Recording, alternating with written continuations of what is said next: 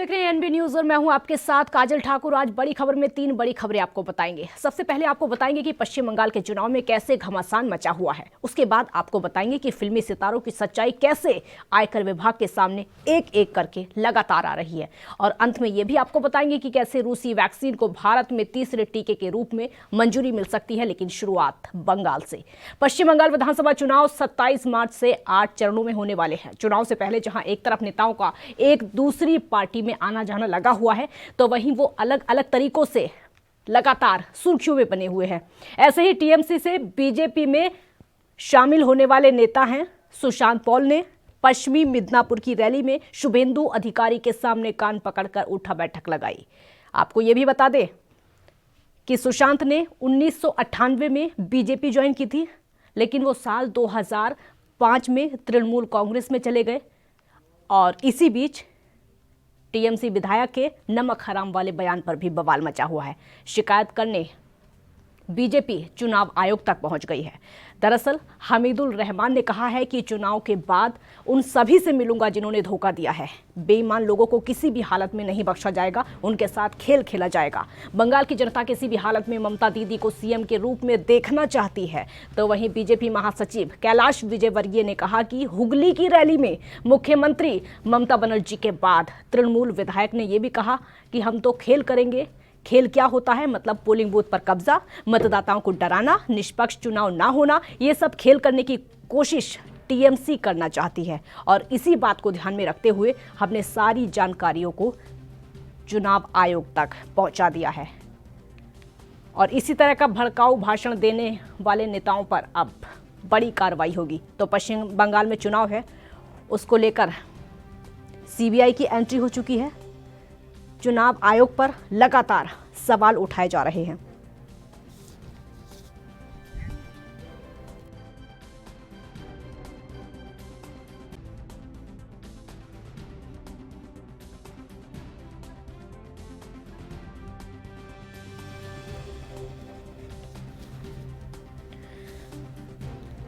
तो सुशांत पॉल जो कि बीजेपी में लौटकर आए हैं, अब उनका कहना है कि टीएमसी में जाना सबसे बड़ी भूल थी। एक तरफ तो ममता बनर्जी अपने उम्मीदवारों को लेकर लगातार लिस्ट बनाने की कोशिश कर रही हैं, किस किस को टिकट मिलेगा ये सबसे बड़ी बात है।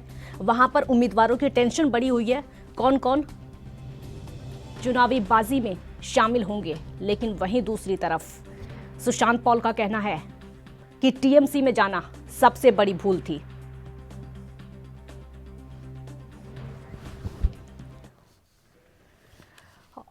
और डिबेट में शामिल होने के लिए हमारे साथ दयाशंकर सिंह टीएमसी का पक्ष रखने के लिए आ चुके हैं। दयाशंकर जी, बहुत स्वागत है आपका। दयाशंकर जी, मेरा पहला सवाल आपसे ये होगा, सुशांत पॉल बीजेपी में लौटकर आ गए हैं, टीएमसी में जाने को सबसे बड़ी भूल बताया है, और वो भी मंच पर खड़े होकर।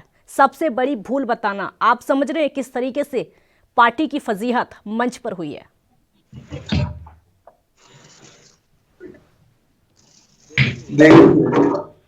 फर्जियत कुछ नहीं है।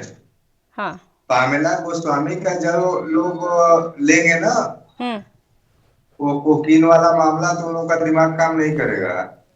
कौन किधर आ रहा है, जा रहा है, वो बात की मामला है। और टीएमसी में रहने के पर जिसको भी रहना होगा वो दीदी की तरह नीट एंड क्लीन होना पड़ेगा ना। कौन किधर आ रहा है, जा रहा है, उन लोगों का तो दिमाग वाश कर दिया गया है ना। महंगाई देखिए अब क्या है। दिमाग वॉश किसने किया है? दिमाग वॉश किसने किया है? अब कोकीन फोकीन बेचने वाले लोगों को क्या बात किया जाए, 100 ग्राम कोकीन के साथ पकड़ा रहे हैं। हम दो, हमारे दो, एक मोदी जी और एक जो है अमित शाह जी, और उनके 2 लोग अडानी और अंबानी। तो अब क्या इसको कहा जाए। शुभेंदु अधिकारी कह रहे हैं उनकी ममता बनर्जी से सीधी टक्कर है और हराएंगे। जब हमारा शुभेंदु अधिकारी की जब्त हो जाएगी, दीदी से टक्कर ले रहे हैं, जनता आपको कैसे पता चलिए कि जमानत जब्त हो जाएगी? अरे शुभेंदु जी दीदी के नाम पे कभी लड़ते थे, जनता के पास नहीं गए, मठाधीशों के पास गए। मठाधीश कोई होता है कि जनता महान होती है, जनता देवतुल्य होती है। व्यापारी कहते हैं ना कि कस्टमर हमारे के लिए देवता समान होता है, उसी तरह नेताओं के लिए जनता जो होती है भगवान होती है। शुभेंदु अधिकारी उधर जा चुके हैं। सुशांत पॉल का कहना है कि उनकी टीएमसी में जाना सबसे बड़ी भूल थी। जो बड़े बड़े नेता थे वो बीजेपी में जाकर इस तरह की बयानबाजी कर रहे हैं। एक नकारात्मक संदेश नहीं जा रहा है जनता के बीच में? नहीं नहीं, जनता, भारत की जनता महान है, गुमराह हो सकती है। यदि इन लोगों के बात में किसी प्रकार का दम होता तो एक तरफ लोहा मांगते हैं कि हम माननीय पटेल जी का जो हमें छोटे छोटे रियासतों को जोड़कर देश दिया और उसके बाद 300 करोड़ देकर चाइना के से मूर्ति बनवाया पटेल साहब का, और लास्ट में उनके नाम पे स्टेडियम जो चल रहा है उसको मोदी जी के नाम पे झोला उठाएंगे, हम चल लेंगे, झोला उठाइए, 24 में जाने वाले हैं। तो भारत की, विश्व की जनता जान चुकी है। ऐसे तो ममता बनर्जी भी कहते हैं, ऐसे तो ममता बनर्जी भी कहते हैं कि बंगाल में सिर्फ बंगाली रहेगा। ऐसा करना नहीं करना ये सगुफा है। झूठ बोलने वाले लोगों से किसी प्रकार की बात करना शोभा नहीं देती है। दीदी तो सबको साथ लेके चलती है, माँ माटी मानुष की बात करती है। माँ माटी मानुष की बात, माँ माटी मानुष की बात, किसी भी जाति का हो, किसी भी धर्म का हो, हम लोग तो सिर्फ माँ माटी मानुष पे विश्वास करने वाले लोग हैं। प्रधानमंत्री वहां पर जाते हैं, एक मिनट मेरी बात सुनिए, मेरा सवाल सुनिए आप, एक मिनट। चौकीदार कहते थे, जिनको हमने पीएम चुना वो अपने को चौकीदार बताया और चौकीदारी भी नहीं कर पाया। माँ बाप किसी को पढ़ाते लिखाते हैं इसलिए कि लड़का डॉक्टर बनेगा, मास्टर बनेगा, प्रोफेसर बनेगा, आईएएस बनेगा, पीसीएस बनेगा। हम लोगों तो चाय वाले को पीएम चुना, वो कहता है कि मैं चौकीदार हूँ, चौकीदारी। पश्चिम बंगाल में जाकर प्रधानमंत्री कहते हैं कि माँ माटी मानुष सिर्फ और सिर्फ। पश्चिम बंगाल में जाकर प्रधानमंत्री बोलते हैं, सुनिए पहले मेरी बात सुनिए, पहले मेरी बात सुन लीजिए, पहले मेरी बात सुनिए, एक मिनट, पहले मेरी बात तो सुन लीजिए। अरे पहले मेरी बात तो सुनिए आप, पहले सवाल तो सुनिए आप। अरे पहले मेरी बात सुनिए आप। प्रधानमंत्री पश्चिम बंगाल में जाते हैं, वहां पर जाकर बोलते हैं कि ममता दीदी सिर्फ माँ माटी मानुष की बातें करती है, धरातल पर कुछ है ही नहीं। देखिए, प्रचार मंत्री जी के लिए यही कहना है कि हम लोगों तो सोचा था कि ये प्रधानमंत्री है, प्रधानमंत्री हम लोग ने चुना। प्रधानमंत्री बनने के बाद बताते हैं सगुफा के दौर में कि मैं तो चौकीदार, मैं तो ठेकेदार, मैं तो रूप बदलने वाला बहुरूपिया। ठीक है, पंकज जोशी बीजेपी का पक्ष रखने के लिए हमारे साथ इस समय जुड़ चुके हैं। पंकज जी बहुत स्वागत है आपका। पंकज जी मेरा सवाल सुन पा रहे हैं आप? लगता है उनकी आवाज नहीं आ पा रही है, आप अपनी बात पूरी करिए। देखिए, देश की जनता ने एक व्यक्ति को संविधान के दायरे में रहते हुए प्रधानमंत्री चुना था। वो ग्राम सभा के चुनाव में, जिला पंचायत के चुनाव में, एमसीडी के चुनाव में, महापालिका के चुनाव में पहुंचते हैं, वहां भी बड़ा बुरी स्थिति रहती है। जैसे दिल्ली का देखिए अभी रिजल्ट आया है, आपने 4 सीट चौका। पंकज जी मेरी आवाज सुन पा रहे हैं आप? कांग्रेस का आवाज मिल रही है। मेरा सवाल आपसे यह है कि जो भी नेता बीजेपी में जाता है माइंड वॉश कर देते हैं आप उसका? नहीं, देखिए माइंड वॉश नहीं होता। कोई भी व्यक्ति जो है, देखिए दूसरी जगह में तभी जाएगा अब तो पहले जगह से असंतुष्ट है, या उसकी जो विचारधारा है या उसके जो अनुरूप है वो काम नहीं हो रहे हैं। जिन चीजों को वादे करने के, कोई भी व्यक्ति जब चुना जाता है तो उसको सबको पता होता है कि मैं इन जनता में से जो है चुनाव प्रतिनिधि होऊंगा, और जनता का मानस कैसा है, जनता की जो चाहत है वो क्या है, क्या हम जनता से जो वादे करके आए थे हमने उनको पूरा कर पाए हैं या नहीं कर पाए हैं, या कहीं उनकी विचारधारा के विपरीत तो हम नहीं हो गए हैं। इसलिए जो है लोग जो है वहां से छोड़ करके, और जब आप जो है तानाशाही रवैया अपनाते हैं या तुष्टिकरण, तानाशाही का आरोप तो केंद्र सरकार पर लगता है। नहीं, देखिए मैं कह रहा हूँ आरोप तो सब पे लगते हैं, लेकिन आरोप के बाद उनका निर्णय कैसे होता है वो आप खुद देखा कि आज वेस्ट बंगाल के अंदर, कभी आप देखें पुराना टाइम देखें तो कभी 2 पार्टियां हुआ करती थी, केवल जो है कम्युनिस्ट और कांग्रेस। आज दोनों पार्टियों की स्थिति खत्म होने के बाद जो है टीएमसी आई, और टीएमसी भी आने के बाद दूसरी बार जीतने के बाद आज जो हालत टीएमसी की है, जिस तरीके से टीएमसी बनी थी, उनसे पूछा जाए आज टीएमसी वालों से कि भाई आपके पास जब पार्टी बनी थी तो लोग छोड़ करके आए थे ना, तो आपने उनको लिया था कि नहीं लिया था? तो जो लोग उनसे विपरीत दिशा में थे, जो लोग उनसे त्रस्त थे, वो लोग परिवर्तन हो जाते हैं। तो कौन सी चीज है? और आज जो है जनता वहां की त्रस्त है इस बात से। दयाशंकर जी, वो लोग आपसे त्रस्त थे, आपकी पार्टी से त्रस्त थे, इसलिए दूसरी पार्टी में चले गए, इसीलिए बीजेपी में चले गए। त्रस्त हो चुके हैं ना। हाँ। देखिए, इनको लोगों ने पीएम चुना, इन्होंने कहा कि अपने मुंह से स्वीकार किया कि मैं चौकीदार हूँ। चौकीदारी के दौरान देश के अधिकतम गुजरात के लोगों ने पैसा लेके बैंकों का भागने का काम किया और जनता जान चुकी है। ये हमने प्रधानमंत्री चुना, ये प्रचार मंत्री बताते हैं अपने आप को, चौकीदार बताते हैं। हमारे माँ बाप यदि हमें शिक्षा देते हैं कि बेटा आप आईएएस बनोगे, पीसीएस बनोगे, टीचर बनोगे, ये करोगे, हम पीएम चुनते हैं, ये अपने आप को पीएम के जगह चौकीदार और प्रचार मंत्री समझते हैं। तो इस बात का पूरे देश की जनता को, पूरे विश्व के लोगों को खेद है कि ये क्या अपने आप को बताते हैं। टीएमसी के विधायक नमक हराम बोल रहे हैं उन लोगों को जो कि पार्टी छोड़कर जा रहे हैं। भाषा की मर्यादा तो बिल्कुल भी नहीं है चुनाव के प्रचार में। मर्यादा तो बीजेपी ने समाप्त कर रखी है ना। हाँ, कि मैं जिनके बारे में आपको बता रही वो टीएमसी के विधायक है। अरे टीएमसी को छोड़िए ना, आसाम की देखिए ना, बीपीएफ जो थी। अरे टीएमसी को क्यों छोड़ूं? सवाल मेरा टीएमसी पर ही है। हम पश्चिम बंगाल पर हैं, हम पश्चिम बंगाल पर हैं, हम पश्चिम बंगाल पर, हम अभी असम नहीं जा रहे हैं। चुनाव चल रहा है ना डॉक्टर दयाशंकर, हम असम नहीं जा रहे हैं, हम असम नहीं जा रहे हैं। आप समझिए ना। हाँ बोलिए। 5 ही स्टेट में चुनाव चल रहा है ना, कि एक साधारण सी महिला जिसने दीदी, उसके खिलाफ देश के पीएम, गृह मंत्री जैसे 5 लोग, 6 लोग, 6 सीएम और कितने मिनिस्टर केंद्र के लगे हुए हैं। एक सज्जन महिला जिनको तो अपने आप को बंगाल की बेटी बताती है, उनके साथ कितने लोग लगे हुए हैं। और ये अपने आप को प्रचार मंत्री, इनके साथ के संगठन जो भी रहे, 1 बाय 1 शिवसेना 30 सालों से 35 सालों से साथ रही, शिवसेना जैसे। और बताइए जिनके ऊपर कितनी सीबीआई की केसें चलती थी, क्या चलती थी, उनके साथ तो उन्होंने सरकार बनाया और महाराष्ट्र में सरकार बनाया, अपना दामन वॉशिंग मशीन से साफ किया। ठीक है पंकज जोशी, अगर उनकी पार्टी से कोई नेता पार्टी छोड़कर आपकी पार्टी में आता है तो आप बोल देते हैं कि वो पार्टी से त्रस्त है, लेकिन आपसे तो पार्टी ही नहीं संभलती। बड़े बड़े दल आपका साथ छोड़ देते हैं, वहां से तो सिर्फ विधायक आ रहे हैं, सिर्फ नेता आ रहे हैं आपकी साइड। देखिए, हमने फिर आपको एक चीज यही मैं कह रहा हूँ कि हम तो जो है वो पार्टी से, जब इनकी पार्टी में तो फिर भी जो है एक स्टेशन से शुरू हुई। हम तो 1980 में जो है हमारी जो विचारधारा थी, हम उस पर परिवर्तन हुए थे। आज 2 सीटों से चुनाव लड़ते लड़ते आज हम जो है पूरे जो है भारत में जिस तरीके से जो है आज जो है लोगों ने हमें चुना है, लोगों का जो प्रतिनिधित्व हम कर रहे हैं, तो आज वो जो है पार्टी की विचारधारा, पार्टी लोग का परेशान भी हैं। लोगों ने सिर्फ चुना नहीं है, लोग परेशान भी हैं। अगर आपको याद हो तो, अगर आप देश के मौजूदा हालात देख रहे हो ना, तो लोग परेशान भी हैं। देखिए काजल, मैं आपको दो बातें बताऊं।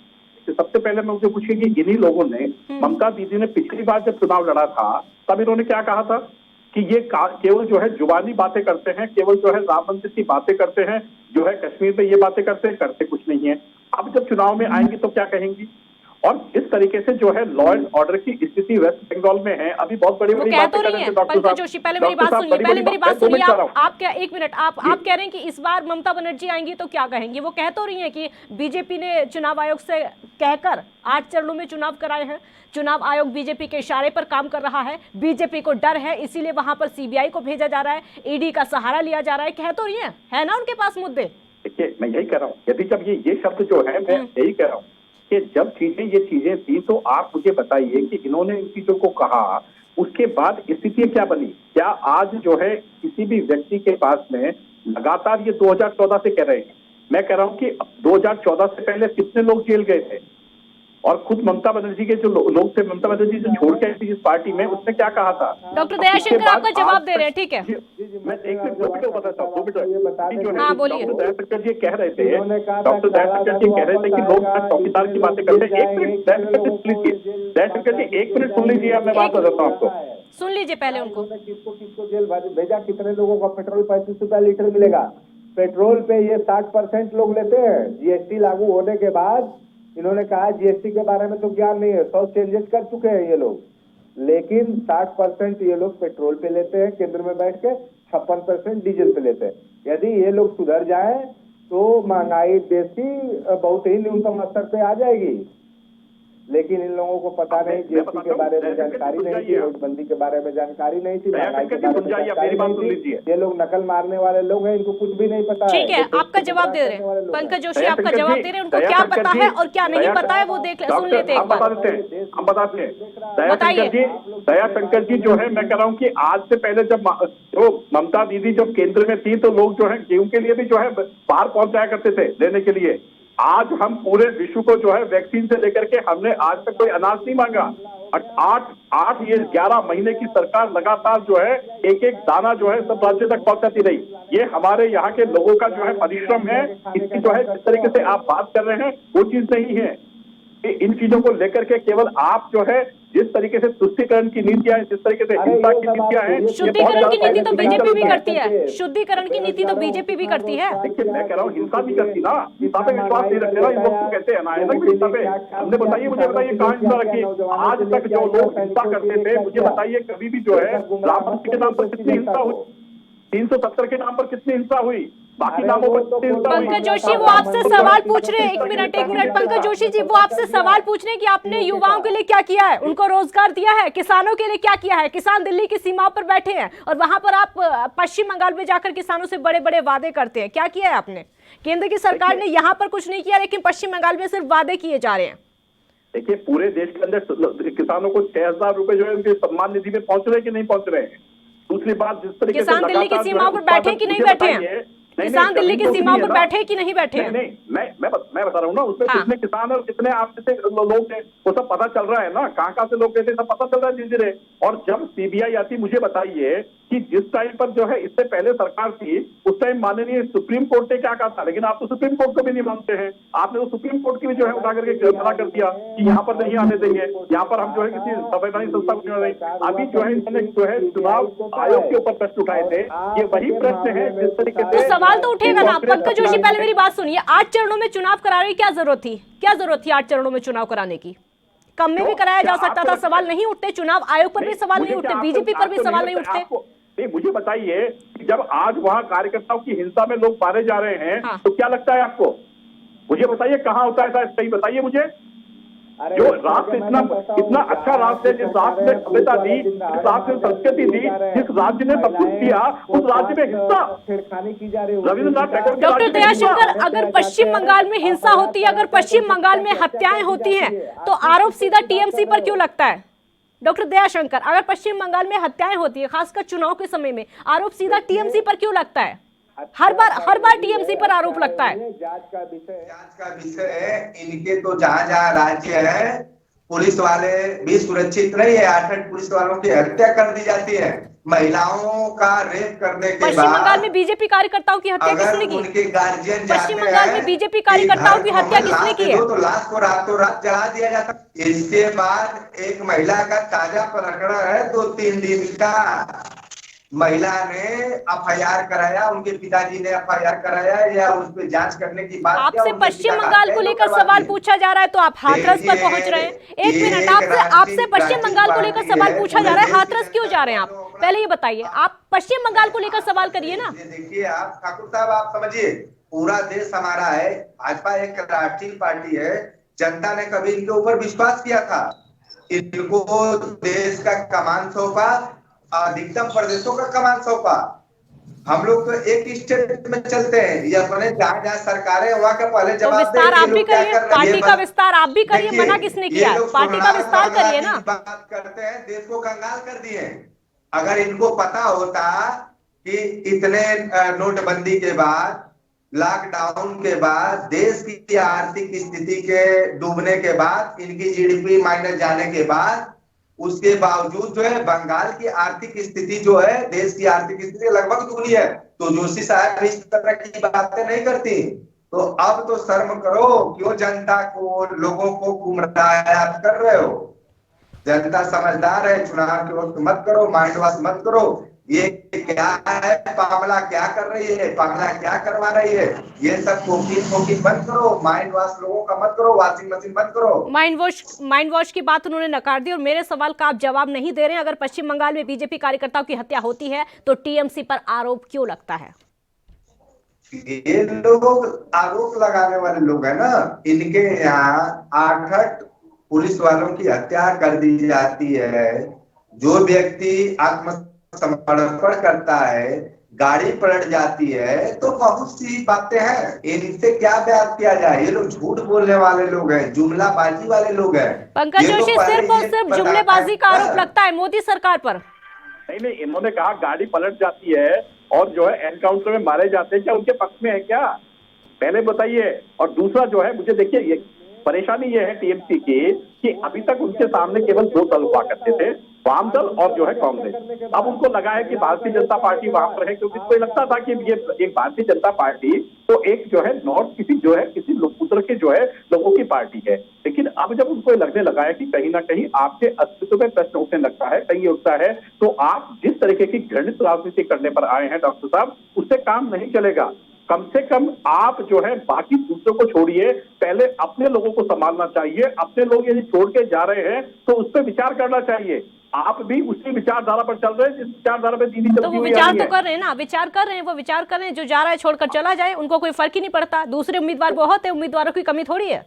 तभी तो कह रहे हैं कि नए उम्मीदवार लेके आएंगे। तब क्यों कहते नए लाएंगे? पुराने बचेंगे नहीं तो नए तो लाने पड़ेंगे। तो नए ले आएंगे ना, आप करेंगे भरोसेमंद। क्या? अगर भरोसेमंद उम्मीदवार होंगे तो ले आएंगे ना, दिक्कत क्या है? पता नहीं है ना, ये तो अब भरोसा किसने आपके देखा? लिए तो आसानी हो जाएगी, आपके लिए तो आसानी हो जाएगी ना। नहीं, मैं कह रहा हूँ भरोसा तो तब पता टक्कर आसान हो जाएगी। नहीं, तब ये फिर प्रश्न उठाएंगे, फिर ये प्रश्न उठाएंगे कि हमारे लोगों को लेके जा रही है। फिर ये प्रश्न उठाएंगे कि साहब ये जो है लोकतंत्र को चलने नहीं देना चाहते। मैं यही कह रहा हूँ कि पार्टियां वो होती है जिनमें उनकी विचारधारा बनी रहती है, कार्यकर्ता पे विश्वास रहता है, अपने नेता पर विश्वास रहता है। यहाँ पर कार्यकर्ता पर विश्वास नहीं है, नेता पर विश्वास नहीं है, अपने लोगों पर विश्वास नहीं है, तो ये स्थितियां बनती है, ये सभी बनती है कि नकली टीएमसी, मतलब भाजपा को नकली टीएमसी बोलते हैं लोग। अरे वो दिख जाएगा सामने आने के बाद। इतना क्यों घबरा रहे हैं? लोग बोलते हैं कि नकली क्यों घबरा रहे हैं? भाजपा के नामकरण मुझे बताइए ना, तो जितना चुनाव वेस्ट बंगाल में लड़ रहे उतना ही असर पे लगता है। काम करने वाले लोग नहीं है। अब तो 5 राज्यों में चुनाव लड़ रहे हैं, क्या दिक्कत है बताइए ना। बात करते हैं तो क्या भाजपा नकली टीएमसी के नाम से आएगी? क्या पता है चुनाव में? पंकज जोशी जी, नकली टीएमसी का आरोप आप पर लगता है। मन की बात प्रधानमंत्री करते हैं तो तब भी कहा जाता है कि लोगों की मन की बात नहीं होती, किसानों की मन की बात नहीं होती है। पोस्टर वार वो बीजेपी की तरफ से किया जाता है। मुद्दे नहीं है क्या? नहीं, देखिए अपने हमारे पास मुद्दे हैं ना, तभी तो देखिए मुझे बताइए, मुद्दे नहीं होते तो वेस्ट बंगाल में और जो है आसाम में और जो है तमिलनाडु तक जो है भारतीय जनता पार्टी जाती क्या? मुझे बताइए कि पूरे जो है आज जिस तरह का शासन दिया है, जिस तरीके का आज जो है शासन है, एक भी कोई जो है सरकार के ऊपर जो है कोई आरोप नहीं है। और मुझे बताइए इनके तो जो है खुद लोकसभा में जाने के बाद मुझे बताइए क्या कर रहे थे? अब तक तो बहुत आरोप लगाते थे हम लोग लगातार। ठीक है, आरोप खत्म नहीं होंगे, आरोप खत्म नहीं होंगे। समय की कमी है। बहुत शुक्रिया आप दोनों का मेरे साथ जुड़ने के लिए। तो ममता बनर्जी को हराऊंगा, ये शुभेंदु अधिकारी का कहना है, क्योंकि सीधी टक्कर उनकी ममता बनर्जी से हो सकती है। अगली बड़ी खबर आपको बताते हैं। आयकर विभाग ने बॉलीवुड अभिनेत्री तापसी पन्नू और फिल्मकार अनुराग कश्यप समेत अन्य फिल्म हस्तियों से जुड़े परिसरों पर आज लगातार दूसरे दिन छापेमारी की है। आयकर सूत्रों का कहना है कि छापेमारी के दौरान कुछ लॉकरों का पता चला है और इन लॉकरों को आयकर विभाग ने सीज कर दिया है।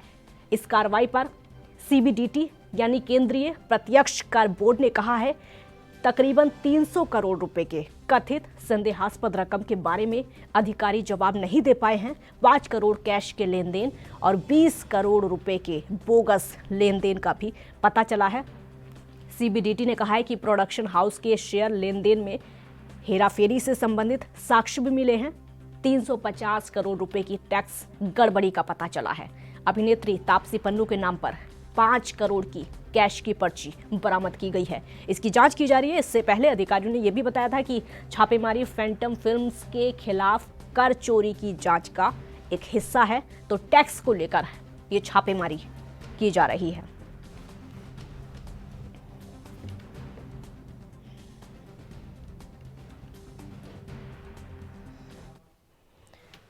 और अब तीसरी बड़ी खबर आपको बताते हैं। भारत में टीकाकरण की रफ्तार को बढ़ाने के लिए एक और कोरोना वैक्सीन को आपातकालीन इस्तेमाल की मंजूरी मिल सकती है। रूस की, आपको ये बता दें, जो कोरोना की वैक्सीन है, आपातकालीन इस्तेमाल की मंजूरी के लिए डॉक्टर रेड्डीज ने 21 फरवरी को drugs controller general of India के पास आवेदन किया था। 24 फरवरी को इस अथॉरिटी मिलने के बाद भारतीय दवा कंपनी लगातार ट्रायल की बात कर रही थी।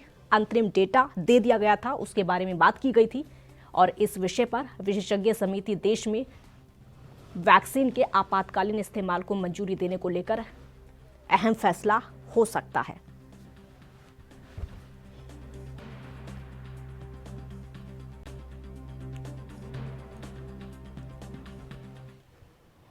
बड़ी खबरें फिलहाल इतना ही। आप देखते रहिए ANB न्यूज़। नमस्कार।